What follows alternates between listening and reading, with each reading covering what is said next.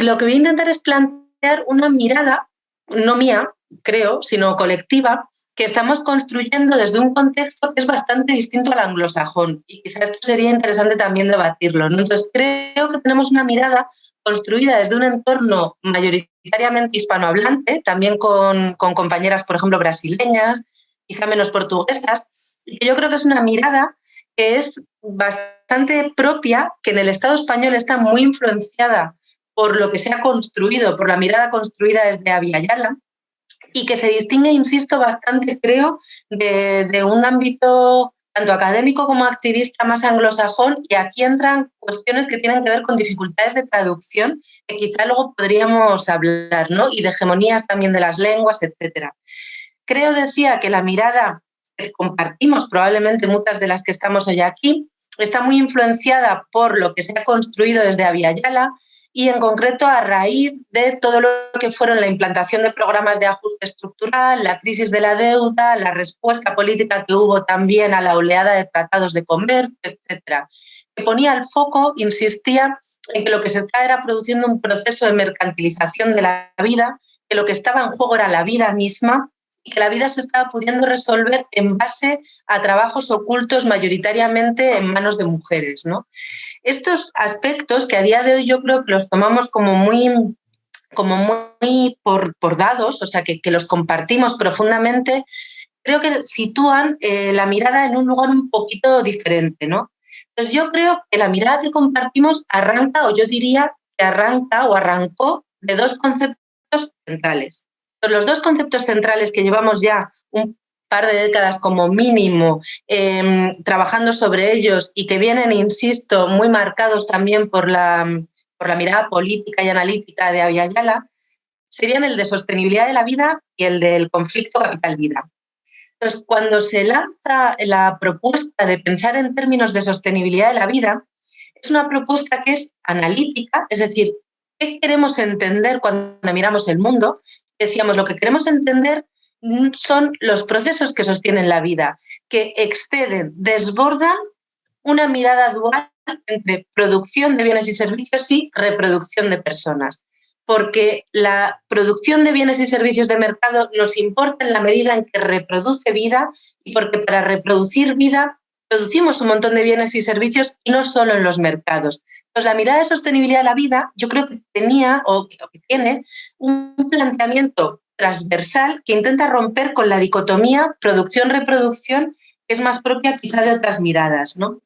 Entonces, la propuesta de sostenibilidad de la vida es una propuesta analítica. ¿Qué queremos entender? ¿Dónde enfocamos la mirada? Pero es también una propuesta política, porque lo que queremos no es que vaya mejor la producción para que luego vaya mejor la reproducción, o incidir solo en la reproducción. Lo que queremos es que la vida en su conjunto, esto puede sonar muy básico, pero es una propuesta política fuerte, que la vida o las vidas vayan mejor, ¿no? Lo que tenemos es una apuesta política en defensa de la vida. Cuando miramos desde aquí, desde la sostenibilidad de la vida, decíamos que lo primero que vemos es un conflicto estructural irresoluble entre los procesos de acumulación de capital que dominan el conjunto y los procesos de sostenimiento de la vida, ¿no? Y que este conflicto se resuelve, entre comillas, priorizando claramente el proceso de acumulación de capital, por eso vivimos en el capitalismo, y delegando, decíamos, a las esferas invisibilizadas del sistema socioeconómico el propio sostenimiento de esa vida en un contexto de dificultad y de ataque. Pues en este sentido, sacamos a la luz un montón de trabajos invisibilizados históricamente puestos en manos de las mujeres, y sacamos a la luz estos trabajos para denunciar que su invisibilidad no es casualidad, no es coyuntural, es estructural, es propia del sistema en sí mismo, ¿no? que es necesaria, es una invisibilidad necesaria para que el sistema funcione. Entonces decíamos que en este sistema la vida no sale adelante por la mano invisible del mercado, sino por la mano invisible de la vida cotidiana. El reconocimiento del conflicto capital-vida como un conflicto estructural sitúa la apuesta política por la vida, por la sostenibilidad de la vida, en un marco de conflicto directo con el capitalismo. Esa es una propuesta política de carácter anticapitalista desde el principio, ¿no? Entonces, una propuesta feminista anticapitalista de raíz, frente, por ejemplo, al planteamiento de los sistemas duales. Pues en este sentido iría más en la línea, quizás, si queremos leerlo en términos de lo que el otro día debatíamos en el seminario, de sistemas unificados, ¿no? Desde este planteamiento inicial, con esas dos ideas fuerza de sostenibilidad de la vida y de conflicto capital-vida, hemos ido poniendo, yo creo, cada vez mayor énfasis en la noción y la mirada de los cuidados. Y aquí me voy a detener un poquito. Entonces, hemos ido nombrando cada vez más esa mano invisible de la vida cotidiana. En un momento dado podíamos llamar trabajo doméstico o trabajo de reproducción o trabajos no remunerados.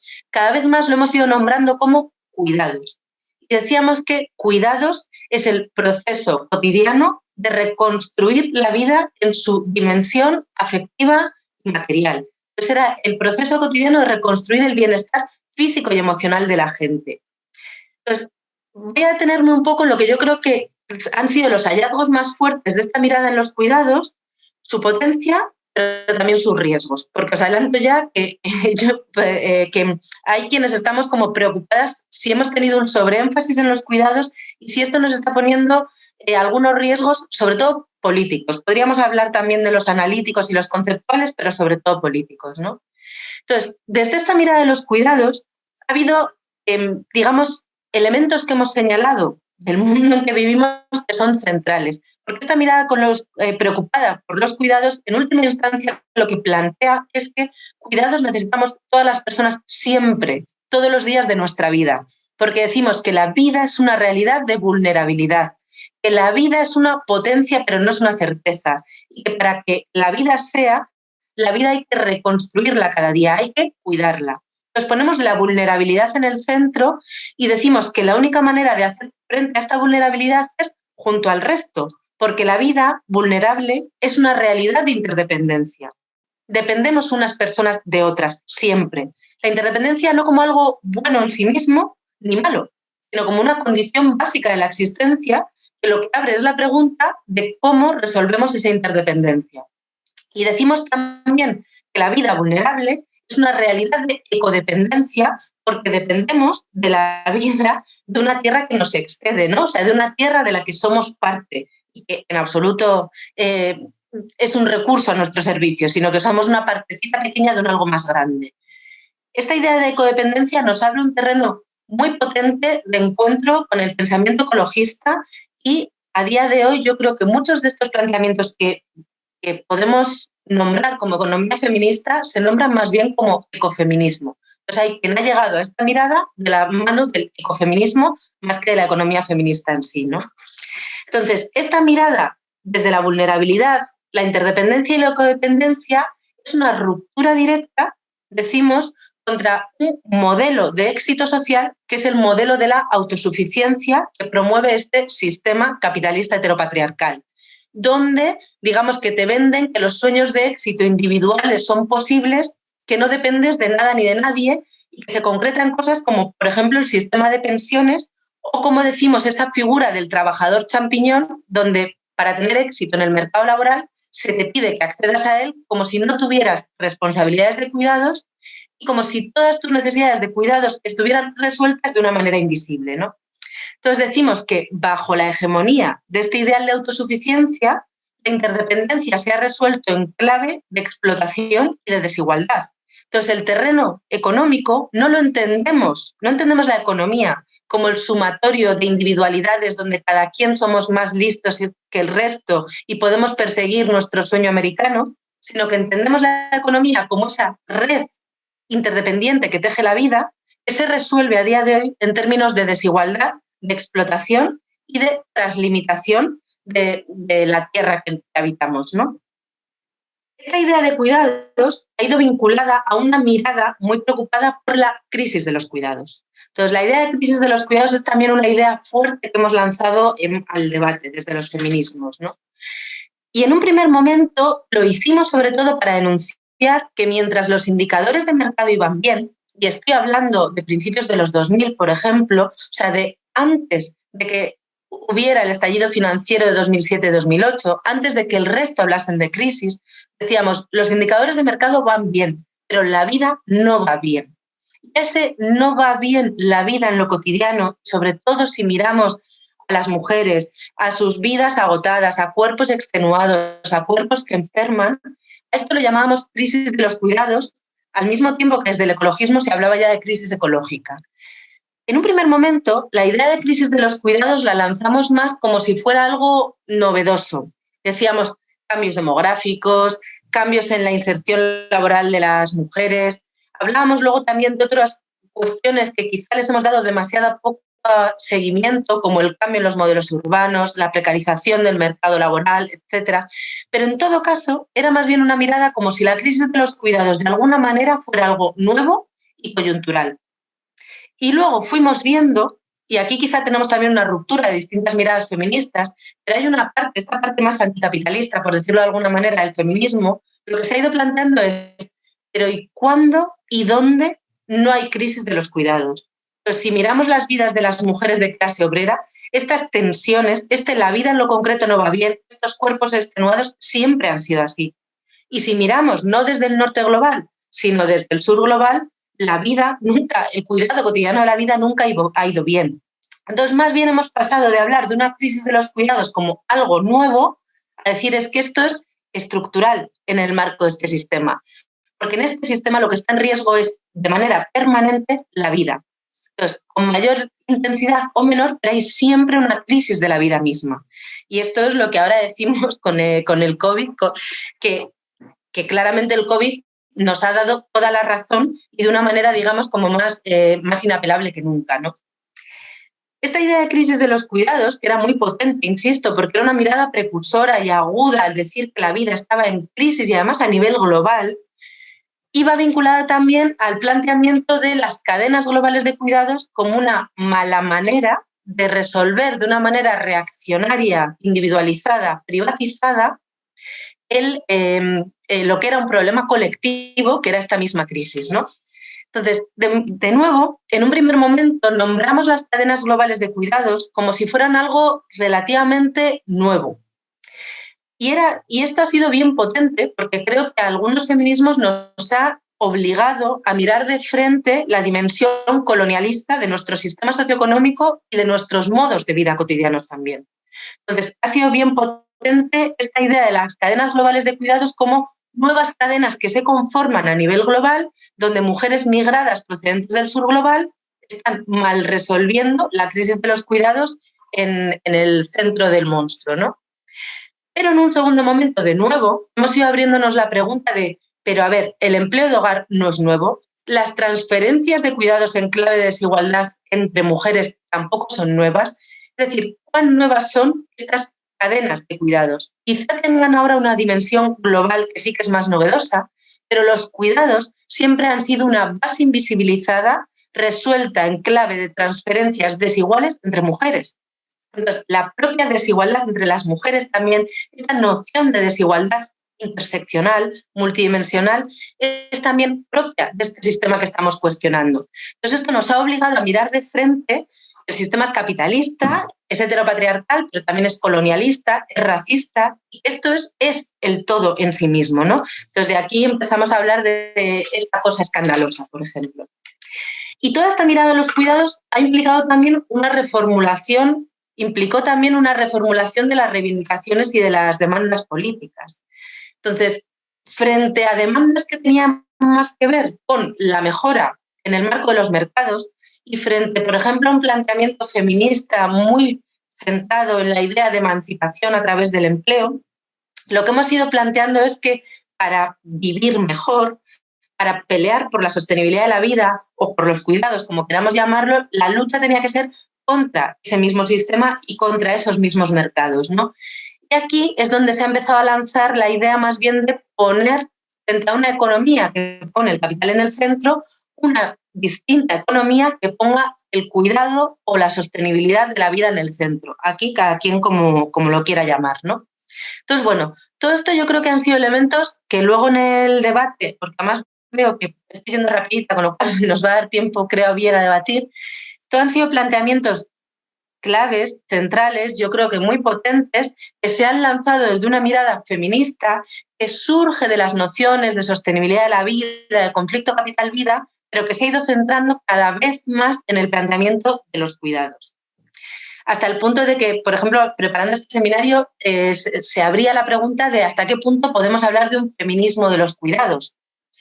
Bueno, yo lo dejaría luego para el debate, pero tendría cuidado con el planteamiento de un feminismo de los cuidados, porque los cuidados han tenido grandes potencias, nuestra mirada sobre los cuidados, pero también riesgos importantes.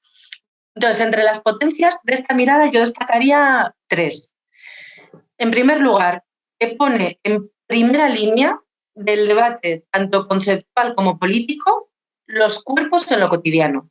Entonces, poner los cuerpos, preguntarse por el cuidado de los cuerpos y por qué cuerpos cuidan a qué cuerpos también, nos obliga siempre a ver a los sujetos que están detrás, porque los cuerpos traen en sí mismos las marcas de desigualdad. Las marcas de desigualdad acumuladas a lo largo de la vida, de las vidas que hemos tenido, y los cuerpos también en clave histórica, de cómo leemos los cuerpos, cuerpos racializados, cuerpos marcados por el privilegio blanco, cuerpos a los que se les asigna un determinado género. Entonces, son las marcas de la desigualdad acumuladas en nuestras vidas concretas y que sirven para estructurar el conjunto del sistema. Entonces, ver los cuerpos, y aquí podríamos plantear el tema de cuando no tenemos los cuerpos, ¿no? Ver los cuerpos nos obliga a hablar de las desigualdades. No te las puedes esfumar porque están ahí, ¿no? Y hablar de los cuerpos desde la vida cotidiana implica un ejercicio que hemos dicho a veces desde los feminismos, un ejercicio grande de democratización tanto del conocimiento como del debate político. Esto en economía ha sido central, porque cuando hablamos de economía, como esas grandes cosas con nombres muy complejos y que suceden muy lejos, léase el déficit público, léase la tasa de inflación, léase el proceso de financiarización de la economía. Cuando hablamos, cuando empezamos desde ahí, mucha gente no nos sentimos legitimadas para debatir ni para hablar, porque entendemos que eso es un conocimiento experto, que tenemos como mucho que limitarnos a escuchar, y si aprendemos algo, a lo mejor luego podemos decir algo. Pero cuando hablamos de la economía como el cuidado de la vida cotidiana, todas podemos hablar, porque todas somos expertas en la vida concreta, porque todas protagonizamos nuestra economía el día a día. Nos ha permitido esta mirada sobre los cuidados un ejercicio, yo diría, muy fuerte de democratización radical del conocimiento económico y del debate económico. Esto es súper potente. Entonces, esto es un riesgo, una potencia al poner los cuerpos en el día a día en primera línea, ¿no? Otra potencia fundamental ha sido la capacidad de tener una mirada sistémica, es decir, desde ahí, desde el cotidiano de la vida, poder hilar o intentar al menos hilar con el conjunto del sistema. Entonces, digamos que la mirada sobre los cuidados yo creo que sería de alguna manera algo así como lo personal es político en clave económica. Lo personal es político, los cuidados son económicos, son el gran sistema. Y desde aquí vamos a discutir sobre el gran sistema. Entonces, este nexo quizá no lo tengamos suficientemente desarrollado, pero está en el origen, ¿no? Entonces, desde esa base vamos a cuestionarlo el todo. Y por último, creo que ha sido muy potente, como decía antes también, la mirada a los conflictos, la mirada a ese gran conflicto con el capitalismo, ese conflicto capital-vida que decimos, pero también la mirada a los conflictos que atraviesan nuestras vidas concretas, a que el conflicto es mucho más complejo, que los ejes de privilegio y opresión que nos cruzan son mucho más complejos y son múltiples. Entonces nos pone, como decíamos antes con el tema de cadenas globales de cuidados, nos pone la desigualdad multidimensional también en primera línea de frente. Entonces es una mirada muy crítica con el sistema, pero sin entender que la oposición sea solo con un sistema abstracto, sino entendiendo que permea nuestras vidas cotidianas, ¿no? Sin embargo, también esta mirada ha tenido riesgos y a mi juicio hemos sobredimensionado la mirada a los cuidados en detrimento de otras miradas, en detrimento de desarrollar otras palabras, otros conceptos, otros planteamientos políticos también. Y este sobredimensionamiento de los cuidados tiene riesgos importantes que tenemos que abordar, ¿no? Entonces, querría nombrar cuatro, bueno, yo los he clasificado en 4, pero podríamos nombrarlos de otra manera. En primer lugar, creo que hay un riesgo muy grande de tener una mirada muy idealizadora. como si los cuidados en sí mismos y siempre fueran buenos, porque estamos cuidando la vida. Y entonces nos hemos ido dejando por el camino cosas que también hemos señalado, pero que no hemos desarrollado igualmente, como por ejemplo el planteamiento de la cantidad de violencia que se ejerce en los cuidados, el control que puede implicar los cuidados sobre la vida ajena, cuando los cuidados son una forma de chantaje, tanto de quien cuida hacia quien es cuidado como viceversa, de chantaje hacia quien tiene el deber moral de cuidar, quien se le impone el deber moral de cuidar. Pues esto, por ejemplo, se ha planteado mucho desde el movimiento de personas con diversidad funcional. Entonces, los cuidados como un ejercicio de control. Sí, yo doy mi vida por cuidarte, por la tuya, pero a cambio de controlar tu vida también, por ejemplo. Entonces, todas las dimensiones que tienen que ver con violencia, con control. Decíamos que los cuidados tienen una parte afectiva muy grande, pero parece que los afectos son siempre buenos, cuando los afectos pueden ser grandes desafectos. Entonces, esta dimensión que tiene que ver también con el dolor y que tiene que ver con la muerte, toda esta parte más negra de los cuidados, digamos, nos la perdemos muchas veces de vista, ¿no? Entonces hemos desarrollado una mirada muy idealizadora de los cuidados y una mirada también que confunde muchas veces los cuidados que querríamos que hubiera y que querríamos poner en el centro, decimos a veces, con los cuidados que hay a día de hoy, que son cuidados que se ejercen en condiciones de desigualdad, que se ejercen en condiciones de, a cambio de cuidar al resto, pierdo el control de mi vida propia, etc. Entonces hemos confundimos planos. Cuando hablamos de cuidados no sabemos si estamos hablando de eso que querríamos que hubiera y que en dimensiones pequeñitas o en espacios pequeñitos podemos intentar ir construyendo en espacios de rebeldía, por decirlo de alguna manera, o el grueso de los cuidados que hay hoy bajo este sistema heteropatriarcal, capitalista, colonialista, que no son los que queremos. Entonces confundimos los planos y tendemos a ponerlo bajo esa mirada idealizadora. Un segundo riesgo, a mi juicio, de cómo estamos viendo los cuidados, sería una mirada muy esencializadora. O sea, nos cuesta despegar los cuidados de las mujeres. Nos cuesta, al final, construirlos en un problema colectivo del conjunto social. Nos cuesta, o sea, se habla de cuidados y casi no hay tíos. Y pongo este mismo curso como ejemplo y no es ningún tipo de crítica a este curso, sino porque siempre sucede, ¿no? Entonces, cuesta despegar los cuidados del hecho consustancial de ser mujeres. Y aquí querría señalar, quizá lo podemos luego retomar en el debate, yo creo que tenemos muy seriamente pendiente un debate feminista fuerte en clave también económica, por ejemplo, sobre la maternidad, ¿no? Entonces, no logramos que los cuidados pasen a ser como algo que está en el centro del debate político del conjunto social. Siguen siendo algo más perteneciente a las mujeres. En ese sentido, al final nunca pasan de ser como un elemento adicional del manifiesto o del programa político, pero no permea, no atraviesa, no cambia, no modifica la mirada del conjunto de la propuesta política. Y desde aquí también, desde esta mirada esencializadora, yo diría que, por ejemplo, no nos hemos logrado preguntar con fuerza en qué medida el binarismo heteronormativo blanco es el régimen de política sexual de este capitalismo colonialista. Entonces, aquí hay también unos puentes con una mirada más transfeminista, más queer, que no ha terminado de permear los cuidados, que seguimos teniendo esa mirada esencializadora y muy binarista muchas veces, ¿no? Entonces, yo creo que por aquí viene otro riesgo. Un tercer riesgo es que creo que muchas veces al hablar de cuidados, y ya digo que lanzo todo esto para debatirlo porque son dudas, no son certezas, es que perdemos muchas veces la dimensión de conflicto. Entonces, perdemos la dimensión de conflicto con el capital. Por ejemplo, cada vez que se insiste en que es que si la economía de los cuidados no va bien, no va a ir bien la economía. Cuando lo que decíamos era como, pero si es que para que esta economía vaya bien se necesitan cuidados invisibilizados. ¿Cómo hemos pasado de ahí al otro argumento donde pedimos, por ejemplo, inversión en servicios de cuidados para que pueda ir bien la economía, ¿no? Pues creo que perdemos esa dimensión de conflicto anticapitalista. Perdemos también una dimensión de conflicto con el heteropatriarcado y con la masculinidad y con los hombres. Entonces, por ejemplo, cuando muchos compañeros anticapitalistas se apuntan al planteamiento de cuidados porque parece que el que ataca la vida es el capital, pero que no hay conflictos en el reparto cotidiano de los trabajos, por ejemplo, de cuidados, ¿no? Entonces, perdemos la discusión cotidiana sobre la división sexual del trabajo, porque lo que hacemos es un cuestionamiento genérico al capitalismo, digamos.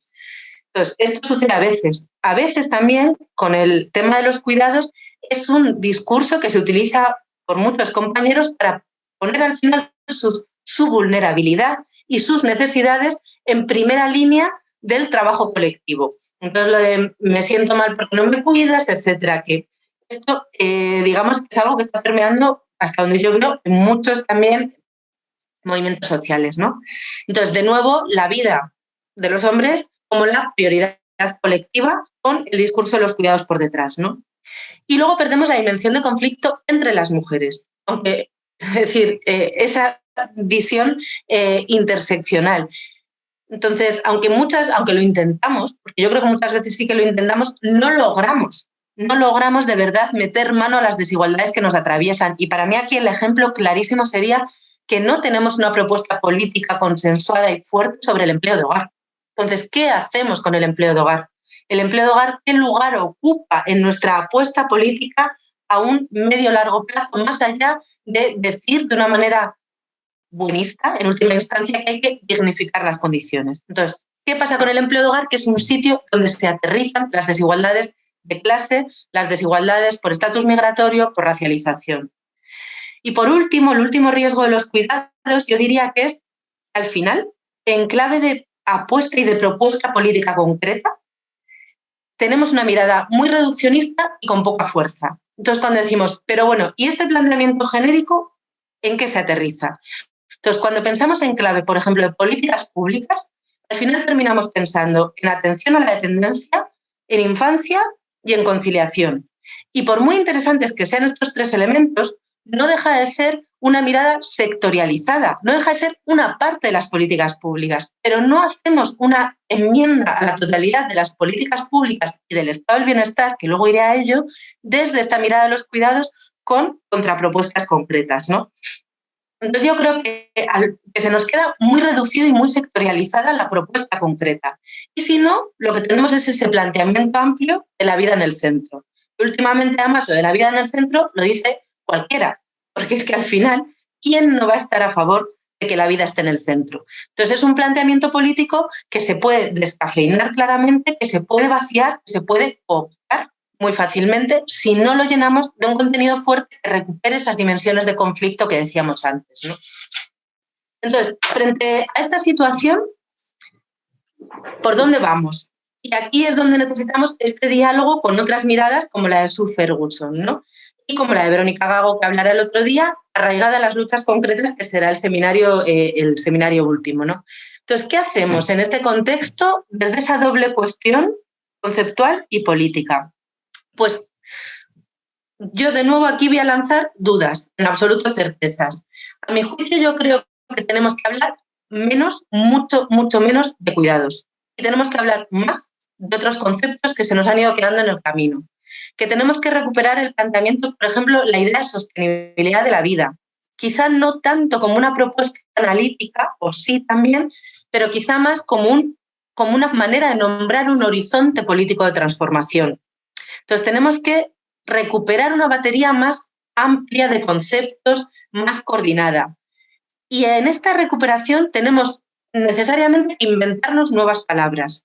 Yo diría que no podemos usar la idea de cuidados para nombrar lo que podríamos decir es la cara B del sistema capitalista. Entonces, no podemos llamarlo cuidados. Es que quizá cuidados, al final, mira cómo lo hemos peleado y hemos dicho que cuidados necesitamos todas las personas siempre, pero tal como está el panorama, a lo mejor nos conviene hablar de cuidados para hablar de infancia y situaciones de más o menos dependencia e inventar otras palabras para nombrar esa cosa mucho más amplia y más compleja que estábamos comentando antes, ¿no? Entonces, creo que necesitamos pensar cómo llamar a lo que podríamos decir es la cara B del sistema, en el sentido del sistema capitalista, al imponer su hegemonía a nivel global, tiene una cara A, que es el trabajo asalariado, que es un trabajo masculinizado, que es el trabajo reconocido, a través del cual está articulado todo el estado del bienestar, que es al que estamos acostumbradas a extraer reivindicaciones de política pública. Pero este trabajo asalariado se sostiene sobre una cara B, que es donde impone la obligación de sostener la vida en ese contexto de ataque a la vida, que son lo que podríamos decir los trabajos residuales del capitalismo heteropatriarcal colonialista. Es decir, todo lo demás necesario para que la vida suceda y que no es esa forma de trabajo asalariado que directamente entra en los circuitos de acumulación de capital, como estaba planteando el otro día Sue Ferguson, ¿no? Entonces, esta contracara, además se hace bajo 3 condiciones, que no las tenemos del todo bien hiladas, porque sí que sabemos que se hace de una manera privatizada, se mete en las casas, en lo doméstico, pero también los hogares están cambiando. ¿Cómo está cambiando, por ejemplo, todo esto con este planteamiento de los hogares burbuja y de la crisis sanitaria? ¿Cómo va a cambiar ese espacio privatizado donde se impone la responsabilidad de sostener la vida mediante esta cara B? La llamemos como la llamemos. Son también trabajos que decimos que están feminizados, asociados a la construcción de un modelo de feminidad hegemónica blanco, de esa ética reaccionaria del cuidado que hemos llamado a veces, donde decimos que no es una bonita ética del cuidado que se contrapone a la mala lógica de acumulación de capital, sino que es una ética del sacrificio a la vida propia, en pos de defensa de la vida ajena en un contexto de ataque. Es una ética de cuidar a tu familia heteropatriarcal y de cuidar a tu familia heteropatriarcal y gracias a esos trabajos evitar que salte también el conflicto. Entonces, esta no es una ética que nos guste. ¿Qué tiene que ver la construcción de la feminidad con de cómo nos entendemos los sujetos que nos leemos y nos reconocemos en el ser mujeres? ¿Qué tiene que ver con esta imposición de los trabajos de esta cara B? Esta cara B que decimos que es una cara B invisibilizada, pero invisibilizada no tanto en el sentido de que no se pague o que no tenga derechos, que no se paga o se paga mal, que no tiene derechos o son malos, sino sobre todo invisibilizada en clave de que desde aquí no hacemos conflicto político. ¿Y qué otros trabajos ahora que pasan al mercado, desde qué otros trabajos en el mercado no estamos haciendo conflicto político tampoco? ¿O sí lo estamos haciendo? ¿O sí lo vamos a hacer? Y entonces lo estallamos todo. Entonces, bueno, ¿cómo llamar a todo esto, a toda esta cara B? ¿Y qué cosas están pasando en esta cara B que son complejas y que nos obligan a reconstruir la mirada, ¿no? Palabras nuevas para nombrar todo esto. Quizá es que yo en mi contexto no las conocemos, pero yo creo que quizá no las hay. A lo mejor aquí cabe volver a hablar de reproducción, como se planteaba el otro día. Sería una duda, ¿no? Pero también palabras nuevas para nombrar lo que hay en las periferias, para nombrar lo que quizás sí que podríamos decir son cuidados rebeldes, que no se hacen desde una lógica ni del neoservilismo racista, ni de la ética reaccionaria del cuidado, sino desde una noción de compromiso con el cuidado de la vida colectiva, compaginado con una noción comprometida de libertad. Pues, ¿cómo llamamos a estas formas que no son las hegemónicas en el sistema, pero que pueden empezar a proliferar? Porque si las llamamos igual que las que no nos gustan, mal vamos, ¿no? ¿Qué otros nombres que se utilizan en otros lugares del mundo, por ejemplo, para nombrar las economías comunitarias, las economías populares, las economías campesinas, todo ese mundo que a veces llamamos las economías otras, nos pueden servir también para nombrar cosas que queremos que sucedan aquí, las cosas que puedan estar sucediendo o que queremos explorar, ¿no? Entonces necesitamos también categorías que nos sirvan no solo para nombrar lo que sucede, sino para hacer apuestas políticas. Por ejemplo, la idea de trabajos esenciales sería una noción que va más allá de trabajo remunerado, trabajo no remunerado, empleo, cuidados. Porque los trabajos esenciales pueden atravesar, pueden estar pagados, no pagados, pueden tomar forma de empleo, pueden algunos ser cuidados, pero ¿qué llamamos de nuevo a los cuidados? Entonces, la idea, por ejemplo, de trabajos esenciales podría servirnos.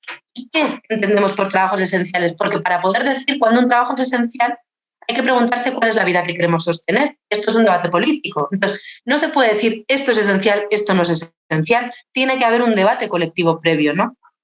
Otras nociones como el planteamiento del territorio cuerpo-tierra, como aquello que da materialidad a los procesos de sostenimiento de la vida. Entonces, el sostenimiento de la vida no sucede en el vacío, que a veces desde una mirada, yo diría, mucho más blanca, lo lanzamos como si efectivamente sucediera flotando en el aire. No, la sostenibilidad de la vida se aterriza en un territorio que es tierra, pero es cuerpo también. ¿Qué implica mirar desde ahí? Entonces, ¿qué implica en clave también de defensa del territorio cuerpo-tierra? Entonces, bueno, por ahí yo creo que necesitamos más palabras que nombren lo que sucede en clave de mirada en conflicto con el sistema y que nombren también lo que queremos que haya en un futuro, ¿no? En esta complejización de la mirada, yo creo que necesitamos también complejizar, por ejemplo, la idea del conflicto capital-vida que decía antes.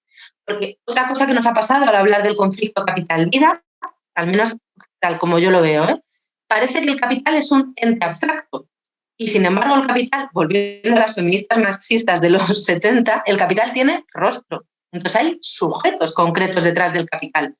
A veces lo hemos nombrado como el BBVA, ¿no? El blanco, burgués, varón, asfaltado, hetero. Entonces, ¿quién es el sujeto que detenta el poder corporativo y que es eso que llamamos el capital? ¿Cuáles son sus condiciones materiales de vida? Porque muchas veces esto es como en el género, que miramos a las mujeres y nos olvidamos de los hombres. Pues muchas veces nos olvidamos de miramos más los procesos de precarización de la vida, pero no de acumulación, ¿no? Entonces, ¿cuáles son sus condiciones materiales y simbólicas de vida? ¿Qué acumula el capital? Además de dinero, ¿está acumulando poder en clave de qué? ¿De control de los cuerpos ajenos? ¿Qué tiene que ver aquí la violencia machista, por ejemplo? La lógica de acumulación de capital es una lógica de la masculinidad blanca, de dominio de la vida ajena, de los cuerpos ajenos. La violencia machista, por tanto, jugaría aquí un papel central en inscribir, como diría Rita Segato, el mensaje principal de quién domina la vida del conjunto. Pues son preguntas que yo creo que no tenemos bien hiladas hasta donde yo sé, ¿no? Viceversa, si tenemos que complejizar el rostro del capital, también hay que complejizar la idea de cuál es la vida con la que está en oposición. Por un lado, porque decimos que es la vida humana, pero también la no humana, entonces desarrollar más ese nexo entre feminismo y ecologismo, ese nexo ecofeminista, y también plantear que el conflicto con la vida no es con todas las vidas por igual, que hay un ataque a la vida colectiva, pero que sobre todo lo que hay es que se otorga un valor radicalmente desigual a las vidas según dónde estemos posicionadas en ese complejo sistema de privilegio-opresión, en esa cosa escandalosa, ¿no?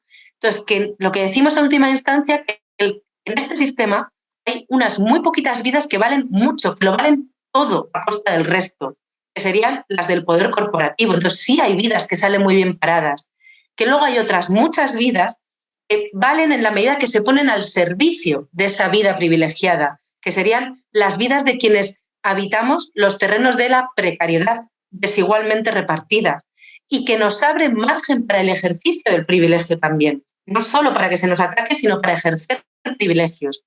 Y luego decimos que hay otras vidas que lo que valen es fundamentalmente muertas a través de su exterminio, y aquí entraría toda la dimensión de la necropolítica.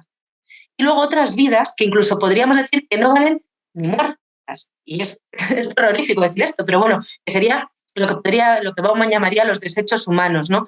Pues complejizar esto, pero no en teoría, sino porque es que en última instancia lo que queremos es plantear el conflicto capital-vida es el conflicto común de la vida con el sistema, con un sistema que es suicida en sí mismo. Es un conflicto común que nos une, pero que al mismo tiempo está profundamente atravesado de desigualdades. Y si no nombramos y abordamos las desigualdades que nos atraviesan en cómo experimentamos cada quien ese conflicto capital-vida, no vamos a poder construir sujeto político, porque lo que vamos a estar es enredados en esos márgenes de ejercicio del privilegio que decía, ¿no? Entonces, para poder construir esto como un lugar político fuerte de oposición al sistema, hay que complejizar también la mirada, ¿no? Y por último, creo que tenemos que, además de hacer todos estos ejercicios que quizás son un poco más conceptuales, aunque tienen profundas implicaciones políticas, hay que hacer un ejercicio de ver, y todo esto, desde esa dimensión sistémica y de conflicto, en qué se concreta en clave de apuesta política. Yo diría, ¿en qué se concreta en clave de apuesta política, recuperando la cotidianidad como un lugar de lucha política? Por ejemplo, yo aquí volvería a poner en primera línea de frente la división sexual y racializada de los trabajos, la que reconstruimos en nuestro día a día, aparte de las políticas públicas que haya, y etcétera, la que vamos reconstruyendo. Entonces, recuperar la vida cotidiana como un espacio de lucha y luego preguntarnos juntas qué es eso de poner la vida en el centro. Entonces, yo creo que aquí tenemos un mogollón que tenemos que dotar de contenido, ¿no? Entonces, creo que en primer lugar hay que recuperar con fuerza el planteamiento de que poner la vida en el centro no es apostar por el estado del bienestar, ni es apostar por un Green New Deal, por un nuevo marco, por un nuevo acuerdo verde ni morado, ni Green y Purple New Deal, sino que tiene que ser en conflicto con ese mismo sistema. Recuperar aquí el planteamiento de que el estado del bienestar, incluso en sus mejores versiones, siempre se ha basado en la división sexual del trabajo, en el expolio medioambiental y en el expolio del sur global. Pero eso no significa renunciar a todos los mecanismos del estado del bienestar. Entonces yo creo que aquí hay una idea clave en términos de políticas de transición. No hablo solo de política pública, hablo de política en sentido más amplio, de política de transición que tenemos que agarrar, entendiendo que una política de transición es aquella que se atreve a intentar resolver urgencias al mismo tiempo que avanza en cambios sistémicos y que se atreve a manejarse con los mecanismos que son propios de ese sistema que queremos combatir. Entonces, en este sentido, que utilizaría los mecanismos del estado del bienestar para desbordarlo, los mecanismos de lo público para desbordarlo, una reforma fiscal progresiva para poner en cuestión el dinero capitalista, que al fin y al cabo es lo que se recauda en un sistema fiscal, pues que utiliza lo que hay propio del sistema para desbordarlo, pero que lo utiliza en combinación con lo que hay en las periferias del sistema, todo ese planteamiento que decíamos antes de las economías otras, en clave de ir construyendo un algo distinto a lo público como tal, y mucho menos lo institucional, en clave de ir construyendo ese ámbito de lo común y que se atreve también a inventarse nuevas formas. Entonces, que nos atrevamos, por ejemplo, a hacer una apuesta por servicios públicos y, ¿por qué no, por ejemplo, a hacer una apuesta por publificar las residencias y el sistema de ayuda a domicilio, todo ello, prohibirlo al ánimo de lucro, los mecanismos clásicos del estado del bienestar, al mismo tiempo que apostamos por redes de apoyo comunitario, de apoyo mutuo, por proyectos autogestionados, incluso cuando van en contra de la propiedad privada, contra los mecanismos del sistema. Entonces, este tipo de planteamientos de medidas de transición, ¿cuáles podrían ser para hacer eso de poner la vida en el centro? Y aquí lanzaría, como ya prácticamente para terminar, la pregunta de ¿en qué medida esta idea que estamos manejando últimamente bastantes de los feminismos de un sistema público comunitario de cuidados podría formar parte de estas políticas de transición y en qué consistiría? Porque yo creo que es como de nuevo, un concepto que ilusiona y que genera, bueno, que parece que nos engancha, pero que está todavía muy vacío, porque ese sistema público comunitario de cuidados se va a quedar en una política sectorializada, como decíamos antes, va a ser capaz de atravesarlo el todo, o a lo mejor no es esta la mirada que tenemos que tener para que el conjunto de lo político, visto desde una mirada feminista, cambie, ¿no? Entonces, bueno, en última instancia, yo diría que tenemos muchas cosas fundamentales entre manos y que siempre necesitamos, yo creo, plantearlas desde una perspectiva internacionalista. Y con este planteamiento sí que acabo ya, porque creo que un riesgo grande que estamos viviendo en este momento de COVID, de pandemia, es que la mirada se nos vuelva muy localista y no en un sentido positivo de recuperar la fuerza del territorio y de lo local, sino en un sentido encerrado, de ser incapaces de mirar más allá de lo que tenemos en nuestro entorno más inmediato, ¿no? Pues necesitamos una mirada internacionalista que luego se aterrice en lo local y en el territorio, en ese territorio cuerpo-tierra. Y esta mirada internacionalista tenemos que descentrarnos quienes habitamos los territorios de la acumulación global, ¿no? Descentrarnos en un doble sentido, porque nos están descentrando, o sea, porque si alguna vez nos creíamos desarrollados, el sueño del desarrollo se está rompiendo. Entonces, el norte global cada vez es más sur global, pero descentrarnos también como un ejercicio político expreso de no creernos el ombligo del mundo y de poner cada vez más la mirada en aprender de otros lugares del mundo. Por ejemplo, en lugar de exportar buenas experiencias del estado del bienestar, aprender de experiencias de organización comunitaria que desbordan las instituciones tal como las conocemos aquí, ¿no? Pues bueno, mirarnos más desde otros lugares del mundo. Y bueno, disculpad que me he pasado, yo creo, unos 5 minutos o quizá más. Por favor, que aparezca alguien más en la pantalla, que vayáis hablando todo el mundo que estáis ahí en el chat, que se os pueda dar el micro y la cámara para... Gracias, Julia. Nada, gracias, Amaya. Claro, yo me he quitado la cámara porque vais a ver como mi nuca así, tomando notas como todo el rato, ¿no? Entonces me parecía como poco motivador, ¿no? Bueno, gracias por la intervención. Yo creo que ha sido súper interesante y bueno, espero que pueda haber un montón de intervenciones. Os cuento un poquillo cómo vamos a hacer para tratar de facilitar el cambio este, ¿no? Y que quienes queráis hablar podáis hacerlo de viva voz. Pedid palabra, por favor, escribiendo por el chat, ¿vale? Ponéis vuestro nombre y que pedís palabra. Recordad que en el desplegable de enviar a tenéis que cambiar y poner todos los panelistas y participantes, ¿vale? Porque si no, pues Amaya y yo lo veremos, pero el resto de la gente no. Vamos a dar pie a que varias personas puedan pedir palabra. Entonces yo les daré permiso a todas ellas para que puedan intervenir, ¿vale? Hacemos así como el cambio por bloques. Entonces, si alguien más se va animando, estaría genial. Y si no, ahora enseguida doy de permisos a las personas que lo hayan dicho. Mientras te comento yo como una cosa, que ya que estoy aquí en pantalla, ¿no? Claro, a mí hay un debate que está como ahí bastante presente también en el feminismo anglosajón de la reproducción social, ¿no? Que cuando tú mencionabas el tema de que al final el sistema es contrario a la sostenibilidad de la vida, ¿no? Eso es algo que aquí pues, hemos dicho mucho y que seguimos diciendo, ¿no? Y hay un debate ahí como que hay una contradicción en el funcionamiento lógico del capitalismo, que al mismo tiempo el capitalismo necesita la vida, porque sin vida pues no hay sistema, no hay reproducción de nada, no hay producción de nada, etcétera, ¿no? Pero a la misma vez, cuanto más pueda destruir los pilares, en este caso de la reproducción, ¿no? Dice el feminismo de la reproducción social, de la reproducción y demás, pues menos cosas habrá, con lo cual será beneficioso, ¿no? Entonces siempre está como esa delgada línea en hasta qué punto puede atacar la vida para que le sea sacar rendimiento económico de ello, ¿no? Pero sin llegar a cargarse de verdad las bases de reproducción del sistema, ¿no? Y bueno, creo que has mencionado como cosas relacionadas y me parece como un debate como bastante interesante, porque también yo creo que nos permite ser conscientes de cuál es un poco el poder de presión política que tenemos, ¿no? Como a partir de ello. A ver, hay una palabra por aquí pedida. A ver, un segundo, si consigo. De María Rosa. Vamos a ver. Si lo he hecho bien, ahora María Rosa debería poder conectarse con la cámara. Vamos a ver. ¿Hola? ¿Te puedes poner el audio ya, María Rosa?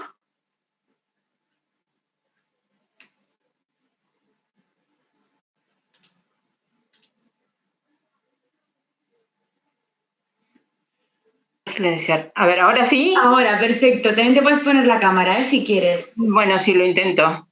Bueno, no, simplemente muy cortito porque es en relación al discurso de Amaya y después también de lo leído, ¿no? Entonces, hay una cosa que me parece importante, que es entender de que hay entrecruzamientos inevitables y que las palabras no surgen por sí solas. Es decir, yo creo que es importante encontrar nuevos lenguajes para nuevas prácticas.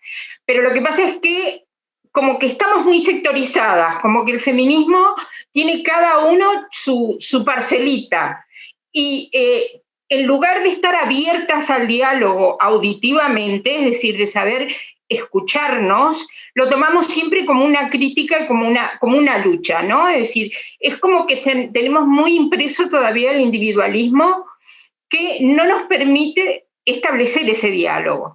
Y por el otro lado, en el texto que se leyó, había una parte que me parece importantísima y que tiene que ver con la manipulación que en este momento se está haciendo desde el mismo sistema, y que es cómo tratar de intervenir e interferir en los procesos del feminismo utilizando el lenguaje del feminismo. Y en este sentido, por ejemplo, el riesgo que tiene el feminismo de la igualdad cuando se queda nada más que en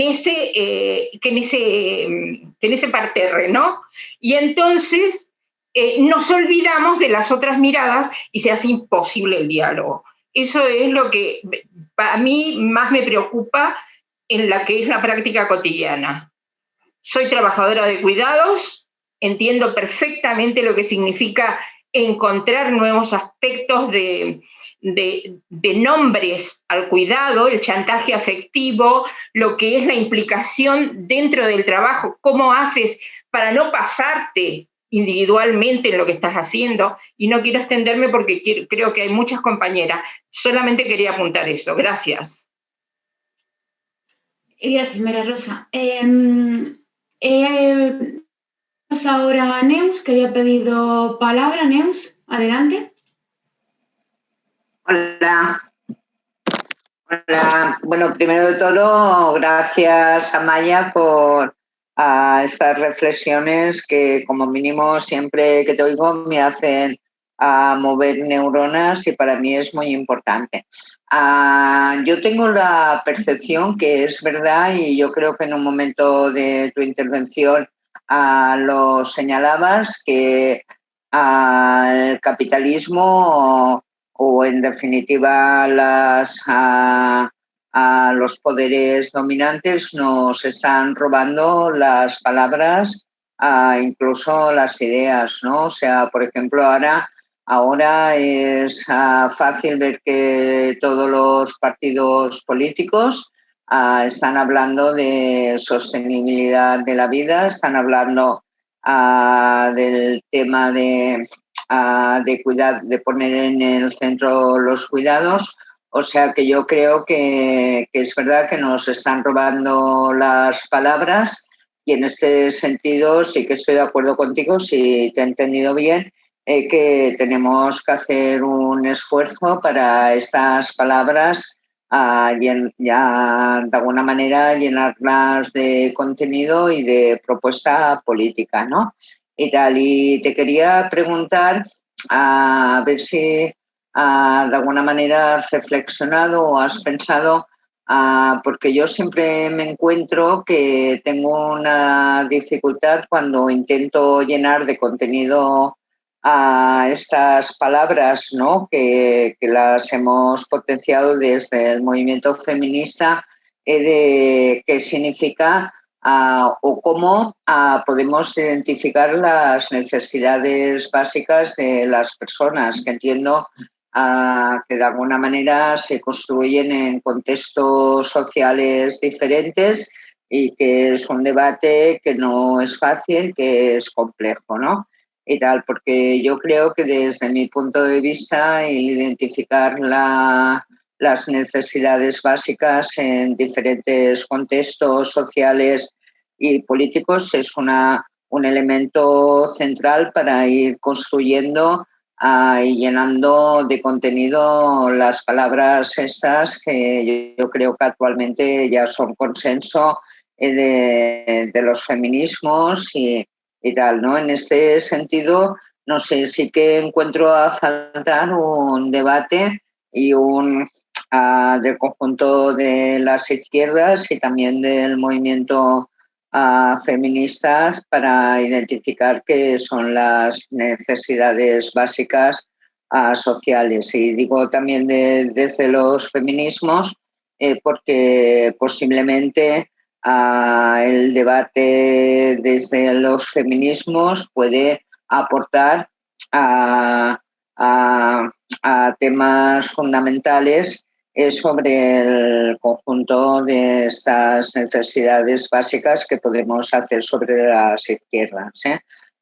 Por ejemplo, como tú ibas mencionando a lo largo de tu intervención, ¿no? Sobre cómo poner el tema de los derechos de los cuerpos en el centro, o el tema mismo de las violencias machistas. Y Amaya, muchas gracias por tu intervención.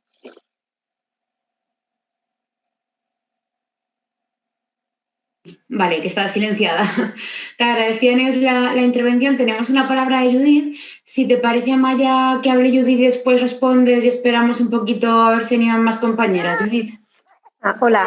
Ay, mira, ¿qué te iba a decir? Bueno, en primer lugar, disculpa, estoy aquí. Iba a decirte, Amaya, muchísimas gracias. La verdad es que siempre me sorprende esa capacidad que tú tienes. Y os voy a lanzar muchísimos interrogantes. Digo, lanzas muchos, pero a mí también la verdad es que me das muchas pautas para entender y comprender, pues eso, ¿no? O sea, que siempre siento que cuando te oigo hay como avances en elementos, ¿no? De capacidad de eso, tener un discurso más amplio, holístico, que entremezcla, ¿no? Elementos que me parece súper importante, y agradezco, la verdad, eso, ¿no? La potencia de tu pensamiento y la dedicación, porque creo que nos aporta, ¿no? Pues eso, elementos muy interesantes. Dicho sea de paso, y decía, pues ¿no? Cuando pensamos este curso, y también lo señalo, yo cuando escribí el prólogo, ¿no? Escribí el prólogo de Sue Ferguson, una de las partes interesantes al leerlo, es decir, dice cosas, ¿no? En el mundo anglosajón que en realidad, diríamos, en la producción, podríamos decir, hispanohablante o aquí en el Estado español, hay algunas compañeras, ¿no? Como tú, que ya veníais, diríamos, ¿no? Y muchas otras diciendo esas cosas. Cierto es que, por ejemplo, de forma errática, yo lo digo, ¿cómo se define eso? Y puse teoría feminista del cuidado, incluso, ¿no? Yo que, en principio, creo, ¿no? Que he venido siguiendo, pues diríamos, el pensamiento que hay, a veces también es difícil, ¿no? Entender, o sea, ¿no? Pues diríamos, la etiqueta que se le podía poner, porque es verdad que desde hace mucho tiempo gran parte de la labor que ha habido, tú lo señalabas, ha sido la importancia, ¿no? De ese iceberg que señalabais, poner en valor el tema de los cuidados, entendiendo que quizá ha habido, yo lo comparto, una hipertrofización, ¿no? Al decir, bueno, es que realmente cuando hablamos de poner la vida en el centro, la sostenibilidad de la vida, los cuidados es una pata, pero es algo mucho más amplio, y me parece que eso que planteas, ¿no? Pues tiene muchísima potencialidad, porque efectivamente, ¿no? Pues pone encima de una forma muy clara la contradicción capital-vida, ¿no? Que señalábamos, y nos abre muchos otros debates y que obliga, diríamos, ¿no? Y de hecho se hacía, pero quizá nos da la posibilidad de hacerlo de una forma más amplia, el posicionamiento del feminismo, incluso en algunos debates, ¿no? Y ahora Neus Moreno lo señalaba, y me parece muy interesante, ¿no? Porque cuando hablamos, por ejemplo, eso de qué trabajos esenciales o qué tipo de vida queremos, qué pensamos que es necesario incluso en lo productivo, porque nos hemos centrado mucho incluso en cómo organizamos lo reproductivo, en cómo los cuidados, hay cuidados no asalariados y no asalariados, y abordábamos esa parte de lo productivo, pero abordar una dimensión de lo productivo más amplio, ¿no? Que además lo ponga en relación con los límites del sistema biológico en el que vivimos, ¿no? Me parece fundamental, y sí que abre la gran pregunta, ¿no? De entonces, ¿qué son trabajos esenciales? Tú hablas de trabajos residuales, pero hay muchos trabajos que históricamente también han estado en el terreno de lo productivo, que por las condiciones laborales en las que se dan también se podrían considerar, diríamos, ¿no? Que han ido, diríamos, precarizándose, incluso ubicándose en el terreno de lo residual, y algunos socialmente pueden ser necesarios, pero otros tienen esa gente, no sé, lo vemos en la época de la digitalización, haciendo un tipo de trabajo, ¿no? Precario, que podríamos decir posicional, o sea, que tampoco socialmente quizá no es necesario, ¿no? Lo que algunos autores han definido como los trabajos de mierda, ¿no? Que se decía. Entonces, bueno, no sé, que me parece que se plantean allí muchos temas interesantes, una parte central, ¿no? Como decías, de justamente pues pensar, ¿no? Qué tipo de, cómo se relaciona con lo productivo y qué tipo de propuestas hacemos allí. Y por eso, justamente, ¿no? Viendo la potencialidad de lo que planteabas, el tema del estado del bienestar, ¿no? Y las medidas que se plantean, me parece interesante, pero me sorprende que parte de lo que hayas terminado cerrando ha sido de nuevo centrarte en la potencialidad de desarrollar un sistema público, comunitario de cuidados, como algo que tiene mucha potencialidad. O sea, que has hecho como un discurso que me ha parecido, ¿no? Y que comparto que es muy potente, que nos habla el feminismo, diríamos, a tener que posicionarnos sobre otros debates como reducción de la jornada de trabajo. ¿Eso es suficiente? ¿Qué otro tipo de cuestiones no vamos a plantear? Pero después en la propuesta como más concreta, ¿no? Lo que se está trabajando de potencialidad, de nuevo volvemos a abordar el tema de los cuidados. ¿Cómo hacemos para que no suceda eso? También entiendo que al final, como tenemos un tiempo limitado, unos recursos limitados, una capacidad de incidencia que es la que es, a veces volvemos, ¿no? A decir, si no somos nosotras las que ponemos los acentos en pedir guarderías o en pedir ciertas cuestiones al estado de bienestar, no va a salir de otros sectores, entonces se hace desde el feminismo, ¿no? Pero cómo justamente, no sé, como eres tú, ¿no? Que resolvemos esa cuestión, y como decías, en el debate incluso que se abre ahora del nuevo Green New Deal o Parpan Green New Deal, como justamente no hacemos propuestas que vayan más allá, cuando incluso desde el movimiento feminista estamos teniendo ese gran debate de si las bajas de maternidad, que planteabas el tema de la maternidad, ¿no? ampliación solamente de los permisos iguales intransferibles, ¿no? Eran un avance o no real para las mujeres, para el feminismo, pues dentro del feminismo hay debates sobre eso, ¿no? No sé, disculpar un poco caótica, pero bueno, creo que he planteado los dos aspectos que me parecen interesantes para el debate. Gracias, Amaya. Vale, pues Amaya, si te parece, vas respondiendo. Recuerdo a todo el mundo que para pedir palabra por el chat, ¿vale? Poned vuestro nombre, porfa, porque si no, yo no puedo ver muchas veces el nombre completo y no sé a quién asignarle los permisos, ¿vale? Y eso, a ver si nos vamos animando mientras que Amaya responde y una segunda ronda de intervenciones tan interesante como esta, Amaya. Bueno, pues yo quizá lo primero decir que muchas gracias por las gracias, pero que como que las gracias son colectivas, o sea que yo creo que realmente son como cuestiones que estamos construyendo colectivamente a través del tiempo, y bueno, que muchas de las que hemos estado aquí, que estamos aquí también nos hemos escuchado, leído, etcétera, encontrado, o sea que eso es bonito. Realmente yo creo que no puede haber tampoco nombres individuales así fundamentalmente, sino procesos más colectivos, ¿no? Y yo creo que eso es un ejercicio del diálogo horizontal que decía María Rosa. O sea, yo creo que es fundamental efectivamente un diálogo horizontal de verdad dentro de los feminismos, pero más allá también de los feminismos, pero que no es fácil, porque es cierto que al final estamos como en la pelea de quién tiene razón, donde parece que no estamos tanto queriendo aprender y desaprender, sino convencer al resto de que lo nuestro es lo válido, ¿no? Y el otro día oía lo de que un diálogo es más que un turno de palabras. Entonces, ¿cómo hacemos de verdad un diálogo que vaya más allá del turno de palabras? Y bueno, no por hacer como autocrítica, pero yo creo que desde los feminismos a veces hemos hecho tanto en peleas internas como cuando pedimos al resto que sean feministas, pero sin desarrollar nosotras mismas incluso qué es eso de ser feminista, ¿no? Entonces, bueno, me parece que es casi un acto de fe, eres o no eres. Entonces, bueno, un diálogo horizontal enriquecido, o sea, que baje las palabras a cosas concretas, ¿no?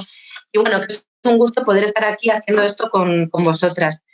Bueno, han salido un montón de cosas. De lo que comentabas, Julia, me parece súper interesante esa tensión y me pregunto si también puede tener que ver entre lo que decía antes de que el capital tiene rostro. O sea, que una cosa es el capitalismo como sistema, que tiene también sus propias inercias, tiene sus mecanismos que se ponen en marcha y que una vez que se ponen en marcha, a ver cómo los paras. Por ejemplo, a ver cómo paras un mecanismo de endeudamiento permanente.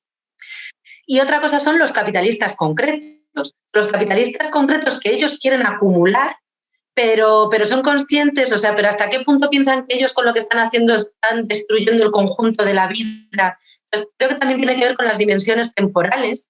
Entonces, que hay un cortoplacismo enorme en el capitalismo y en los sujetos concretos que controlan el poder corporativo, hay un cortoplacismo enorme que impide pensar en términos vitales más amplios. Entonces, que esta idea de ver el sistema y sus mecanismos, pero también a los sujetos que están detrás, que persiguen en sus vidas concretas, etcétera, creo que quizá podría como ayudarnos por ahí, pero que hay muchísimo que escarbar, ¿no? Y a veces también cuando decimos lo de, pues por ejemplo, que el capitalismo tiene un proyecto para el siglo XXI, y espero que si el capitalismo no es nadie, o sea, el capitalismo no es un sujeto, entonces hay esos espacios donde toman las decisiones ese poder corporativo, porque a lo mejor sí lo hay y están tomándolo, pero a lo mejor también hay mecanismos que los desbordan, hay luchas internas también dentro de los capitales.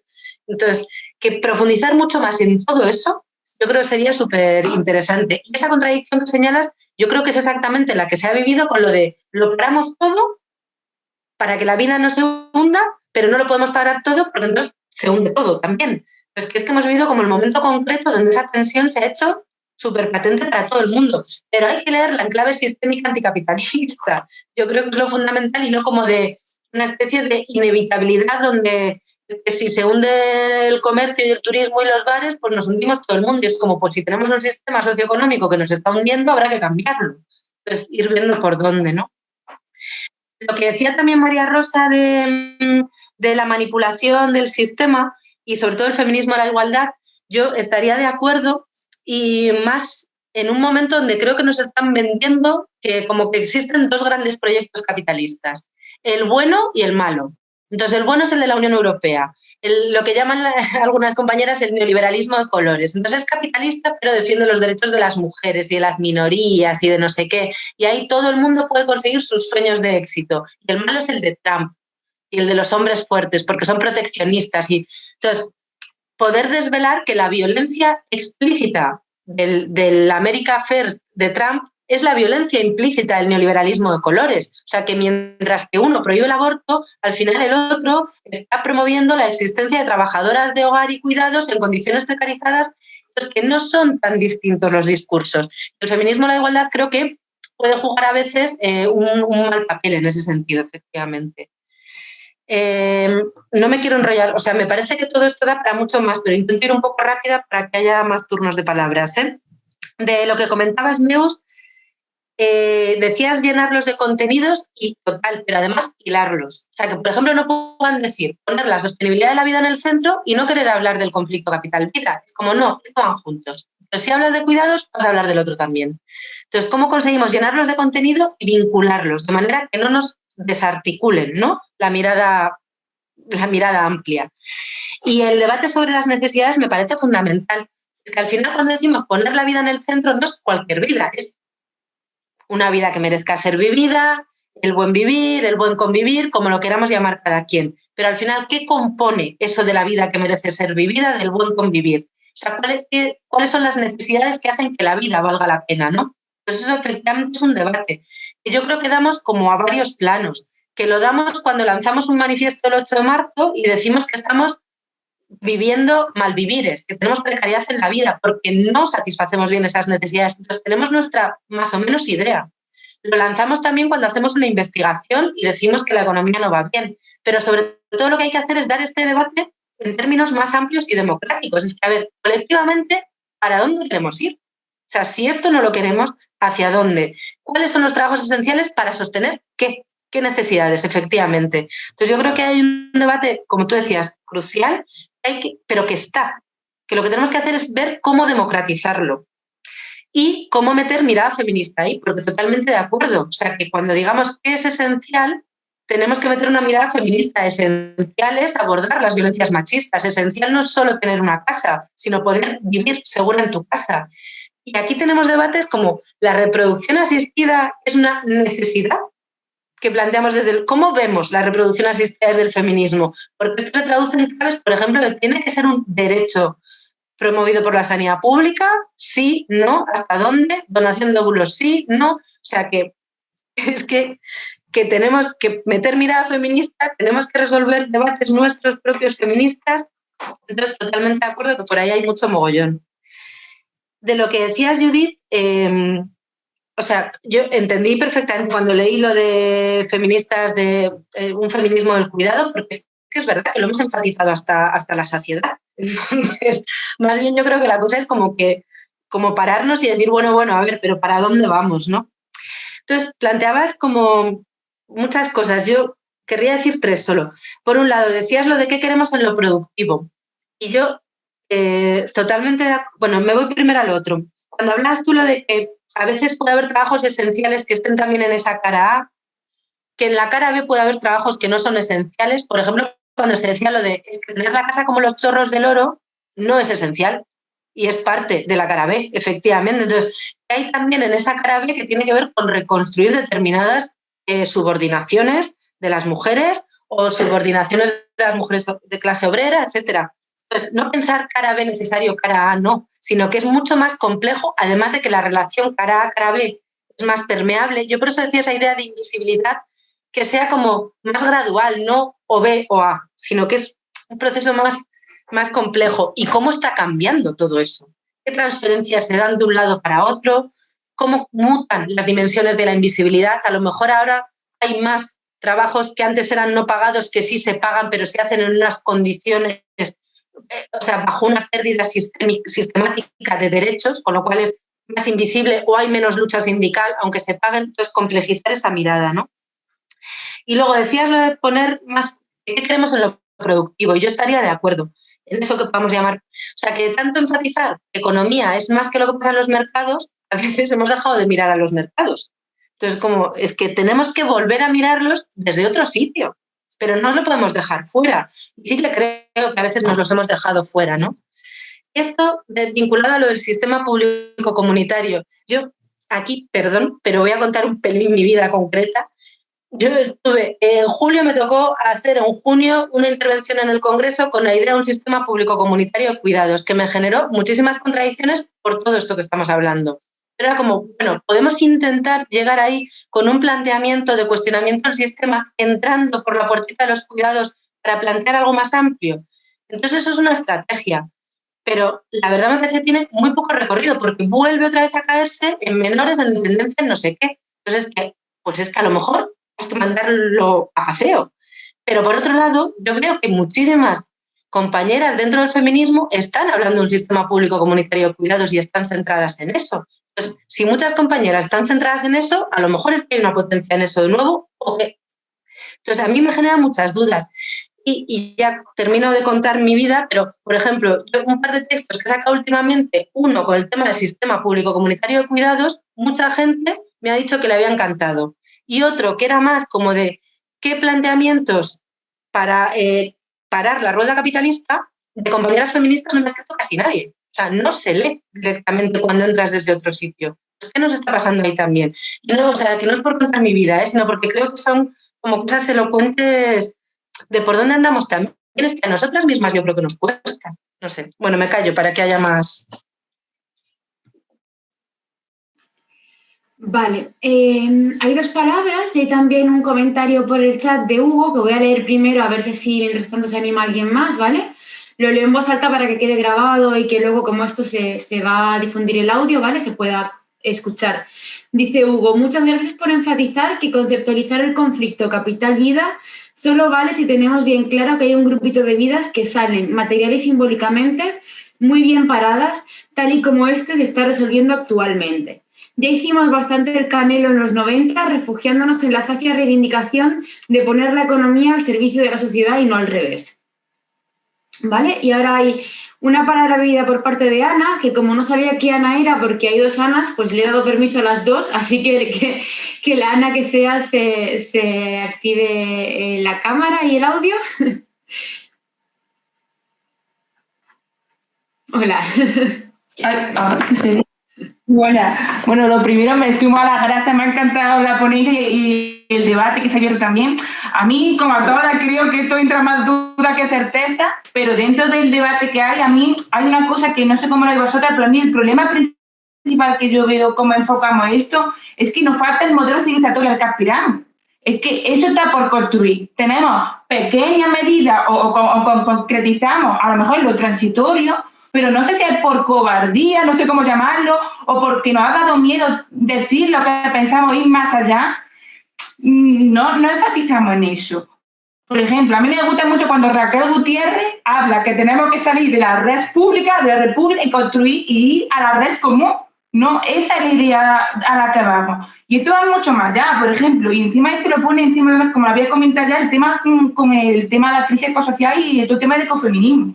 Cuando hablamos de estas cuestiones, defendemos siempre y ponemos énfasis de los trabajos que crearán las energías renovables y tenemos que salir de aquí.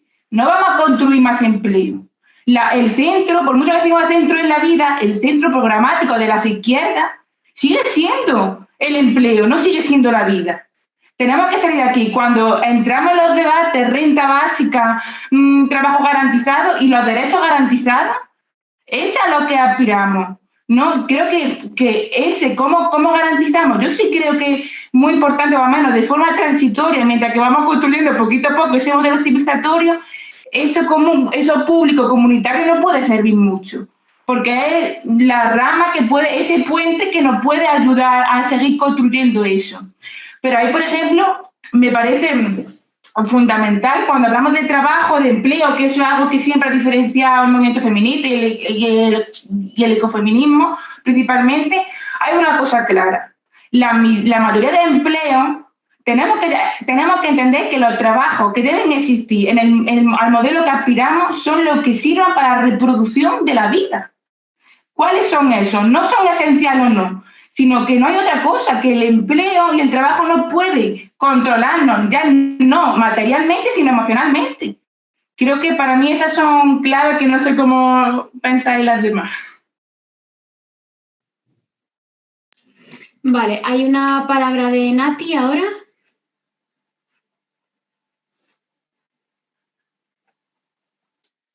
Bueno, pues nada, Maya, muchísimas gracias. La verdad es que cada día aprendemos más. Bueno, yo quería hablar un poquito, bueno, ya has hablado un poco tú después de la intervención sobre el tema del sistema público y comunitario, y a mí, por ejemplo, hay una cosa que me preocupa mucho, ¿no? Y es que, o sea, en todo este debate feminista, anticapitalista, etcétera, o sea, ¿cómo llegamos a la población general, ¿no? O sea, ¿cómo hacemos que la gente tenga más redes comunitarias, etcétera, cuando socialmente se va por todo lo contrario? O sea, las que tenemos ya una edad, hemos visto que lo poco comunitario que había cuando nosotros éramos pequeños, o sea, todo eso se ha ido deconstruyendo. Las asociaciones de vecinos, las redes comunitarias dentro de las propias casas, o sea, con tu vecino de al lado, etcétera. Entonces, estamos planteando cosas que por el tema de ser más independientes hemos llegado a una individualización que yo no sé cómo eso se puede romper. O sea, ¿qué tenemos que hacer de forma real? O sea, para llegar a cambiar eso vecina a vecina, ¿no? Eso es un poco lo que más me preocupa, ¿no? Cuando hablamos un poco de la internacionalidad, me parece súper importante, pero es que yo creo que nuestro trabajo ahora tendría que ser mucho más de barrio, mucho más de volver a construir esas redes comunitarias en los barrios, ¿no? Sin dejar la parte de seguir luchando por un sistema público, que yo eso no lo tengo tan claro, si queremos o no queremos hacerlo. Y tiene que haber como más debate más debate en el barrio, con personas que no tengan una formación política tan grande. Tenemos que bajar a lo mejor el nivel académico que tenemos a la hora, o académico o político que tenemos, y llegar un poco más a la gente más corriente, ¿no? No sé, eso es un poco lo que a mí me llama más me preocupa como más, ¿no? Y nada, muchas gracias también a Viento Sur por dejarnos debatir estas cosas, ¿no? Bueno, nada, yo creo que como que gracias siempre por la acogida de este tipo de cosas, ¿no? Que es lo interesante, te puedes organizar lo que quieras, pero si la gente no responde, no lo considera interesante y demás, pues como que no sirve de mucho, ¿no? Yo quería comentar también un par de cosas, luego voy a pedir palabra a María Rosa y animo a la gente que no haya hablado a apuntarse en el chat. Vaya, tenemos todavía media hora por delante, así que da tiempo para que cualquier duda que tengáis, cualquier cosilla, seguro que enriquece, ¿no? Y seguro que aporta un montón, aunque penséis que igual no, seguro que sí, ¿no? Yo tenía como dos comentarios muy rápidos. Uno es como, yo creo que se repite mucho cuando se habla de trabajos, los niveles de precariedad en los que se realizan actualmente los trabajos llamados de cuidados, ¿no? O los trabajos de sostenibilidad de la vida, se habla mucho de pérdida de derechos. Bueno, recientemente se empieza a hablar mucho de pérdida de derechos, ¿no? El feminismo ha hecho un trabajo ahí, han hecho también un trabajo las propias trabajadoras que se han organizado y por tanto se han reconocido a sí mismas y nos han hecho reconocerlas, ¿no? Como actor público. Pero creo que hay un factor que además las propias trabajadoras también ponen sobre la mesa y que es igual de importante, que es la pérdida de calidad de esos trabajos. No la pérdida de calidad en un sentido, digamos, de jerarquía de lo bien hecho, sino que al final los trabajos afectivos y los trabajos de cuidados repercuten de manera directa en el bienestar y en la forma de vida de las personas que son beneficiarias de esos trabajos, ¿no? Y me parece también que es un aspecto que el capitalismo descuida porque le da absolutamente igual, porque no le sirve para nada, ¿no? Y que para nosotras debería ser como una cosa prioritaria, ¿no? Que es el bienestar de las personas mayores, el bienestar de las personas pequeñas, el bienestar de las personas dependientes en general y de toda la gente que recibe como estos trabajos, ¿no? Y cómo eso se mide en criterios que no son mercantilizables. Y ahí hay como un factor que me parece como muy importante, ¿no? Y luego, volviendo también al tema este de que no existe actualmente, que muchas veces yo creo, y el movimiento feminista reciente ha caído en eso involuntariamente muchas veces, ¿no? No hay, efectivamente, yo estoy de acuerdo con Amaia, ¿no? No hay ahora mismo una ética del cuidado opuesta a la ética del capital, ¿no? Ojalá pudiéramos construirla, al menos una hegemonía potente, una contrahegemonía potente en ese sentido, pero actualmente no la hay, ¿no? Yo creo que también hay un factor que es que nos cuesta mucho romper un primer círculo, por así decirlo, que sería el poner en valor, ¿no? Esas tareas que tradicionalmente han hecho las mujeres o que actualmente hacen las personas migradas, ¿no? Es decir, poner en valor social eso es importante y no debería ser así, pero hace que las personas que ejercen esas tareas sientan que ellas mismas tienen valor social. Pero hay como un segundo círculo, que es el que nos cuesta llegar, que es, vale, ya hemos puesto en valor esto, ahora vamos a trascender esto y vamos a trascender la forma en la que socialmente se organiza esto. Y esto, por ejemplo, en la constitución de la huelga feminista, que sí que le dio una centralidad muy importante a los cuidados, se veía clarísimo. Es decir, hicimos un trabajo muy bueno en validación y en reconocimiento del trabajo que históricamente habían hecho las mujeres dentro de las casas. Muchísimas mujeres se unieron a asambleas feministas, mujeres que nunca habían participado en colectivos feministas, se unieron porque veían que de pronto se hablaba de ellas y que de pronto lo que ellas hacían se les reconocía y tenía un valor, pero eso nos impedía o nos complicaba muchísimo el cuestionar esa organización de la sociedad, ¿no? Porque tradicionalmente las mujeres han adquirido validación personal a través de la identificación con ese trabajo dependiente y sumiso que se realizaba, ¿no? Entonces, bueno, a mí me parece como un reto político como importantísimo, ¿no? María Rosa.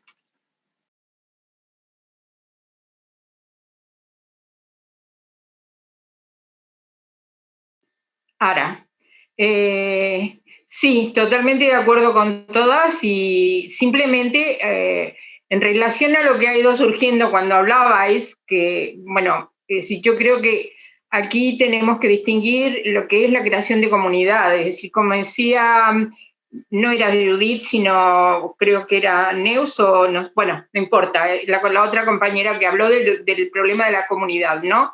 Es decir, de que es decir, la característica del capitalismo es que nos ha destrozado una vida y la alternativa no es vida, es muerte directamente, es destrucción. Esa destrucción no ha sido compensada absolutamente con nada que se contraponga a ello. Y en ese sentido, yo, por las narraciones de las abuelas que muchas veces he cuidado, cuando contaban cómo sobrevivían en la época de la guerra, por ejemplo, en poblaciones campesinas, pequeñas, en donde la comunidad era muy importante. Eso prácticamente en Europa está absolutamente destruido, quedan vestigios de todas esas formas en Sudamérica, y yo creo que esa es una de las grandes diferencias que se da entre los lenguajes de los feministas, de los feminismos que vienen de la parte anglosajona, digamos, de la parte digamos, colonizada por el Imperio Español. Y en este sentido, es decir, todo ese grueso, esa gran afluencia de compañeras de Abya Yala que se instalan aquí, es decir, también se instalan con un discurso. Y ese es el discurso que realmente tenemos que de alguna manera tratar de hacerlo fluir, porque además del discurso hay toda una serie de aspectos negativos que tienen que ver con el rencor por el rechazo de determinados sectores del feminismo europeo o por la prepotencia o por la manipulación del discurso. Es como que yo tengo la verdad absoluta y aquí se discute de tal cosa, tu problemática no, yo no soy responsable de ese exceso de plusvalía que tiene Europa en relación a tu vida, por ejemplo. Eso por un lado creo que son aspectos que dificultan la comunidad y son cosas que nosotros podríamos aprender mucho de todas las compañeras migrantes, porque de alguna manera, es decir, todavía están con el pie en tierra, por decirlo de alguna manera, y ellas mismas en los mecanismos de supervivencia que ellas logran aquí más o menos navegar, es por el apoyo común que tejen entre ellas. Pero claro, hay una gran dificultad en el tema de confianza. En este sentido me hicieron acordar mucho de la cuestión en una asamblea feminista que decían, bueno, tenemos que ir hacia las migrantes. Bueno, pero es lo que yo le preguntaba, pero ¿cómo vas a ir a las migrantes? ¿Qué vas a hacer? ¿Te vas a ir a la plaza y le vas a decir, hola, yo soy feminista? O, a ver, es decir, ubiquémonos. Es decir, yo creo que lo importante es tener el ojo avisor, insertarte en la lucha, porque sin lucha, si tú no estás dentro de la lucha, no hay posibilidad de conexión. Es decir, no hay un feminismo teórico, un feminismo de asamblea solamente, sino hay un feminismo de inserción en la realidad. Y eso es lo que tenemos que buscar para mí, para poder empezar a encontrar esas palabras nuevas que no se manifiestan porque no les permitimos emerger de alguna manera, ¿no? Y bueno, y otra cosa que sí me preocupa también es la cuestión de la vinculación del estado de bienestar. El estado de bienestar lo tenemos recontrametido en la cabeza y es muy difícil romper esa ideología del estado del bienestar. Es decir, yo no quiero un padre-estado, yo quiero una comunidad que me permita a mí sobrevivir. Y bueno, y ahí está la palabra, decir, yo no quiero un patriarca, sino quiero muchas matriarcas. Para mí esa es la idea de feminismo. Y en ese sentido me parece vital que las mujeres no renunciemos a la maternidad, que también veo que es una de las cosas que por la imposibilidad real que hay, yo no voy a discutir todo eso por los problemas laborales, por mil razones, yo creo que es muy difícil. Si yo en este momento tuviera 30 años, probablemente exactamente haría lo mismo que hacéis vosotras, las más jóvenes, pero que tenemos que tenernos metido en la cabeza que no haya ese rechazo a la maternidad, porque muchas veces detrás del discurso de rechazo lo que se esconde es digamos, autoafirmación en de que estoy haciendo lo justo, en lugar de luchar por ello. Y para mí, por ejemplo, es un tema que es una bandera muy importante para todas las mujeres jóvenes que quieren realmente reproducirse. Y aquí lo dejo porque yo creo que ya es demasiado. Vale, pues muchas gracias. Amaya, si quieres, con esto cerramos un poco, no hay más palabras, así que... Qué de cosas. A ver si me ordeno un poco. A ver, comentaba Ana que nos falta un modelo civilizatorio al que aspiramos y yo estaría totalmente de acuerdo. O sea, cuando decimos lo de políticas de transición, que combinen la respuesta a la urgencia con el cambio sistémico, la cosa es hacia dónde. Entonces, efectivamente, tenemos que tener un debate político de hacia dónde. Y yo creo que aquí se vinculan cuestiones que habéis ido sacando. Se vincula claramente el tema de las necesidades que comentaba antes Neus. Lo llamemos necesidades, lo llamemos, que también hay compañeras que nos dicen no hay que hablar solo de necesidad, sino también de deseo, porque si no el capitalismo nos atrapa el deseo. Bueno, llamémoslo como sea, llamémoslo buen vivir. Pero bueno, toda esa dimensión que hablábamos antes se enlaza. O sea, porque la cuestión sería a qué vida en común aspiramos y luego cómo la vamos haciendo posible. Entonces, ¿cuáles son los trabajos socialmente necesarios para responder a eso y cómo los vamos a organizar? ¿A través de qué modelo? ¿Trabajos? O a lo mejor incluso hay que poner en cuestión la propia idea de trabajo, ¿no? O sea, y que no deja de estar al final muy asociada a aquello por lo que te pagan.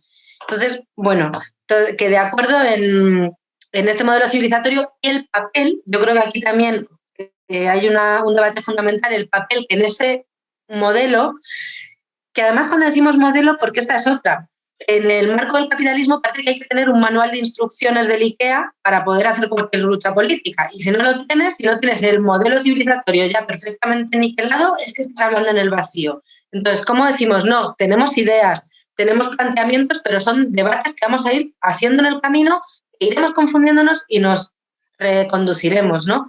Entonces, bueno, pero cierto modelo necesitamos tener. Entonces, en ese modelo, ¿qué papel va a jugar? Lo común, la comunidad, frente a la idea de la institución pública que es propia de esta cosa escandalosa que queremos cambiar.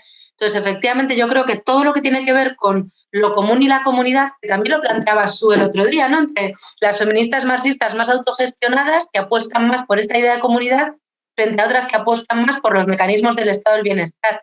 Entonces, podemos imaginarnos no tener que renunciar a los mecanismos que hay hoy en los lugares donde existen mecanismos del estado del bienestar, pero para desbordarlos en esa línea, con ir potenciando una idea, otra completamente distinta a lo común, que parta de las comunidades que todavía puede haber hoy o que podamos construir desde esa mirada más descentrada, ¿no? Desde esa mirada que efectivamente, o sea, por ejemplo, el tema, volviendo a los cuidados, se ve claramente, en vez de ir desde Europa a América Latina, por ejemplo, con buenas prácticas de políticas de cuidados, mirar más bien al revés, buenas prácticas o llámalo como sea, o sea, qué otros modos de tejer comunidad podemos aprender de otros lugares del mundo si aquí ya los hemos destruido en gran medida, ¿no?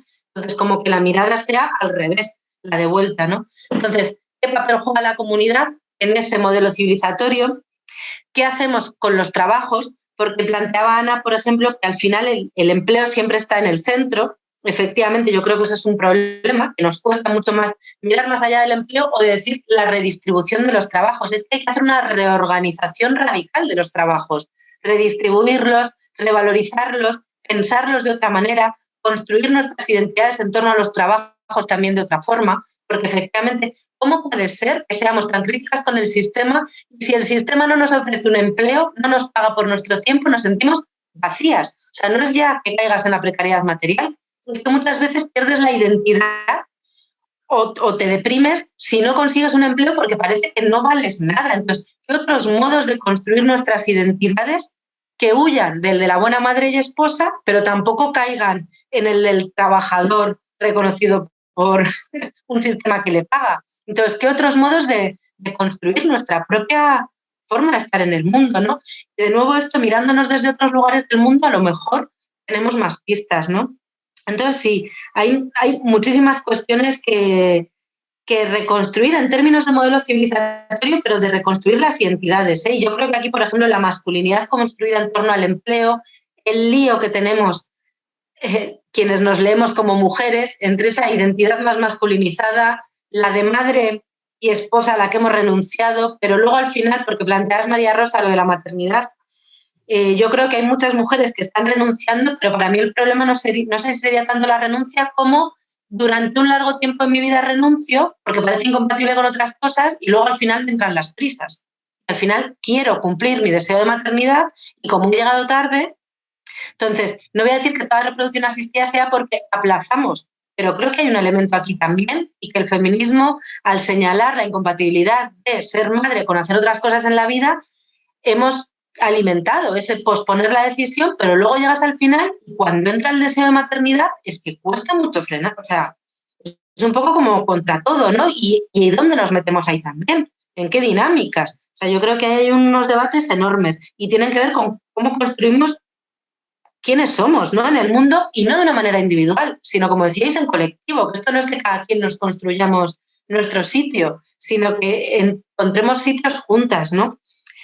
Y en este sentido, lo que decía Nati, de qué está pasando, Nati habla de la comunidad, yo creo que otra pregunta a hacernos es qué está pasando efectivamente con la comunidad, o sea, y más con el COVID. Se nos está encerrando en hogares burbuja, hipervigilados por un Estado controlador, sometido al poder corporativo y se está vaciando todo lo intermedio, o están ahí articulándose cosas en las cuales algún parte al menos del movimiento feminista no ha logrado enredarse. No digo que no haya feministas en las redes de cuidados, las redes comunitarias que se articulan, pero ¿qué parte del movimiento feminista como tal no estamos logrando articularnos ahí y por qué? O sea, a lo mejor es que no hemos construido un feminismo con capacidad de dar respuesta a las precariedades materiales concretas, por ejemplo. Entonces, también de nuevo, a lo mejor el feminismo tenemos que no sé, perdona, estoy un poco hecho un lío, pero cuando en las jornadas estas que hubo también donde se hablaba del desborde del feminismo, las que organizaron las compañeras del 8M de Madrid, se hablaba de ese feminismo desbordado, es que ese feminismo desbordado a lo mejor es el que no se llama ni feminismo, sino que está en otros sitios. Entonces, ¿cómo podemos tejer puentes entre el feminismo que sí que nos reconocemos como tal y eso otro que se llame como sea, pero que al final teje vida, ¿no? Y defiende vida y teje comunidad. Entonces, ¿cómo podemos ahí, no? Y yo sí que creo que la lucha sobre las precariedades concretas es fundamental, pero sobre todo se va a hacer súper importante en adelante. Y ahí estaría el planteamiento de Julia también tú, Julia, lo decías, desde reconocer el valor de esos trabajos que moviliza a muchas mujeres, porque de repente es como están hablando de mí, y eso yo creo lo podemos enganchar con si nos enredamos en procesos de lucha contra la precariedad material concreta, sea de viviendas, sea de falta de redes de apoyo, sea de alimento, pero ¿cómo podemos politizar todo eso? O sea, que efectivamente no sea solo un dar respuesta a las urgencias ni me reconozco en que están hablando de mí, sino que politicemos eso para cuestionarlo. Entonces, ¿cómo podemos...?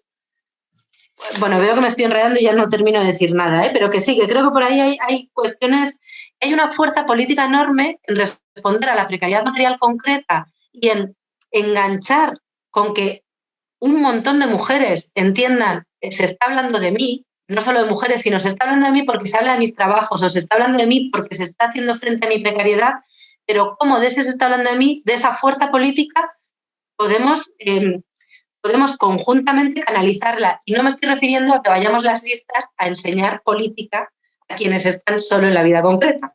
Estoy refiriéndome a que reconstruyamos nuestra propia forma de hacer política desde ahí también, ¿no? Pues no sé.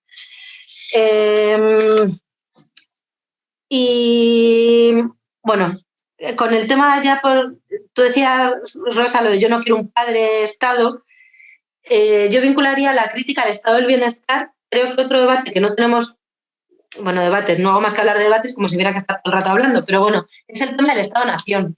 O sea, y todo esto que estamos planteando, ¿en qué Estados-Nación lo pensamos? Y aquí se plantea el tema de las soberanías. Y creo, por ejemplo, que en el Estado español, entre Cataluña, por ejemplo, hace nada, es que hemos tenido, o sea, es que está ahí puesto.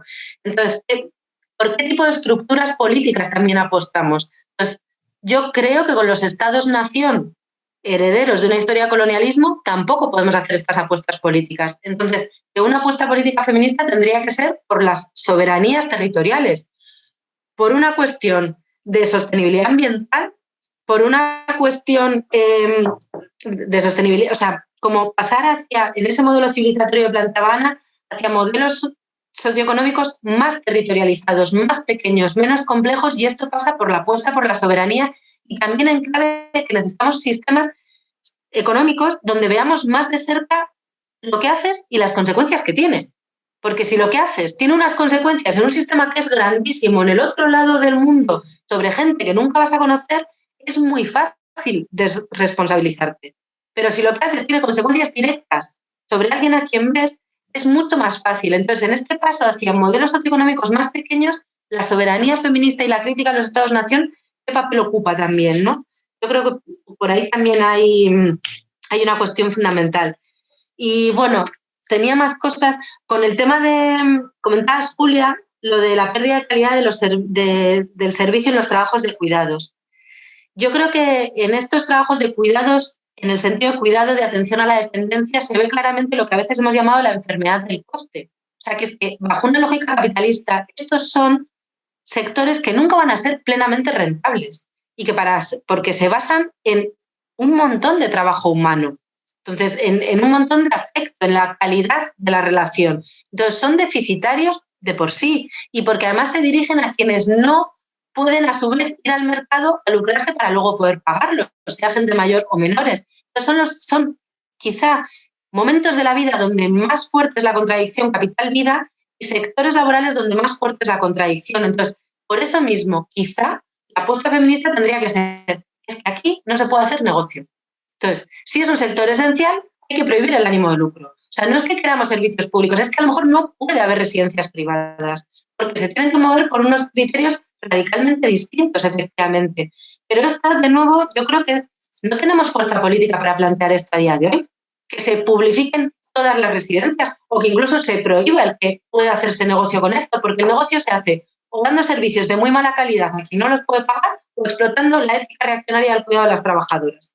Entonces, una de dos. Entonces, el negocio se hace siempre contra la vida de alguien. Entonces, bueno, quizá mirando desde estos otros sitios, pues tenemos que hacer apuestas políticas muy fuertes que van mucho más allá de, pues efectivamente, de lo que se suele entender por un sistema de cuidados. No sé. No sé si todavía hay tiempo para una última rondita que comentéis alguna cosa. Yo creo que en principio, como no ha comentado nadie, a ver si alguien que no haya hablado hasta ahora quisiera hablar, que lo diga sin pudor. Yo voy soltando el rollo mientras tanto. Y si no, lo vamos dejando aquí. Yo creo que como muy interesante, ¿no? Han salido como ideas para ir dándole vueltas y demás bastante sugerentes. Gracias de nuevo a Maya.